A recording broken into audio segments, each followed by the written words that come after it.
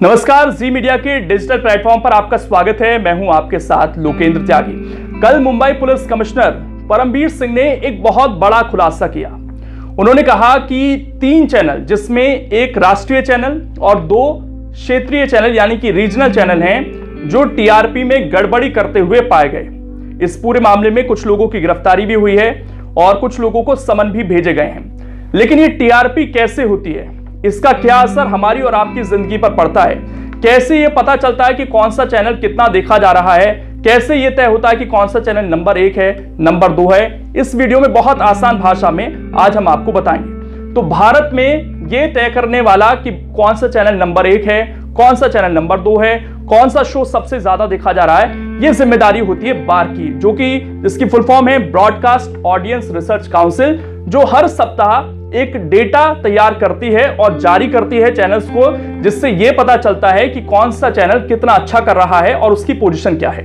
अब सवाल आपके जहन में यह उठ रहा होगा कि हम घर में बैठकर क्या देख रहे हैं, ये बार को कैसे पता चल रहा है। तो आपको यह बता दें कि हर घर का डेटा बार के पास नहीं जाता है।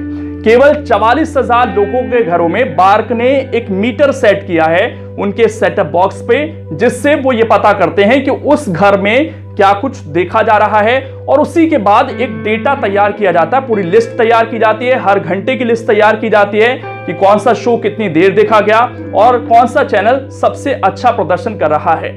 तो 44,000 घरों में इस तरह के मीटर बार्क लगाता है और उसी से जो रीडिंग निकलकर सामने आती है, उससे ये पूरा डेटा तैयार किया जाता है। आपको बता दें कि शनिवार से शुक्रवार तक ये पूरा डेटा कलेक्ट किया जाता है और उसके बाद 5 दिन डेटा तैयार किया जाता है, यानी कि उसका एनालिसिस किया जाता है, और हर गुरुवार को टीआरपी जारी कर दी जाती है। चैनल को गुरुवार को यह पता चल जाता है कि हमारे चैनल ने इस बार कितना अच्छा परफॉर्म किया है, हमारा प्रदर्शन क्या रहा। केवल 44,000 घरों का सैंपल होता है और उसी के आधार पर पूरा डेटा तैयार किया जाता है कि देश में कौन सा चैनल सबसे ज्यादा देखा जा रहा है। अब इसमें गड़बड़ी कैसे की गई? दरअसल ये जो 44,000 घर होते हैं, ये बहुत गोपनीय रखे जाते हैं। किसी को ये नहीं पता होता बार्क के अलावा कि कौन से घर में मीटर लगा हुआ है।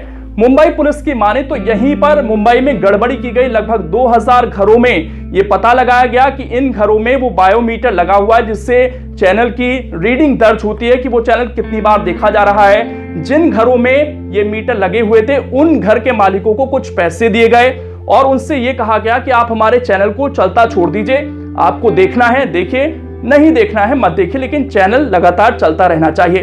तो इस तरीके से मुंबई पुलिस ने आरोप लगाया कि ये पूरी गड़बड़ी की गई और एक चैनल नंबर 1 बहुत लंबे समय से बना रहा। अब नंबर 1 बनने के क्या फायदे होते हैं, ये भी आपको बता देते हैं। कोई चैनल क्यों नंबर 1 बनना चाहता है, तो इसका सबसे बड़ा कारण है विज्ञापन। अगर कोई चैनल नंबर 1 है तो विज्ञापन उतना ज्यादा महंगा उस पर आएगा और उतने ज्यादा विज्ञापन उस पर आएंगे। तो यह है पूरा टीआरपी का खेल। बहुत आसान भाषा में हमने आपको समझाने की कोशिश की। जो उसका तरीका है रिकॉर्ड करने का, वो बहुत पेचीदा है, लेकिन हमने कोशिश की कि आसान भाषा में आप समझ जाएं कि टीआरपी दरअसल रिकॉर्ड कैसे होती है और टीआरपी का असर चैनल्स पर क्या पड़ता है, और ये जो नंबर 1 बनने की होड़ है, ये आखिरकार क्यों है। उम्मीद है ये वीडियो आपको अच्छा लगा होगा, और इस तरह के वीडियो देखने के लिए अगर आप इस वीडियो को फेसबुक पेज पर हमारे देख रहे हैं तो फेसबुक पेज को लाइक करें, यूट्यूब पर देख रहे हैं तो हमारे चैनल को सब्सक्राइब करें और लगातार हमारे साथ डिजिटल प्लेटफॉर्म पर बने रहें।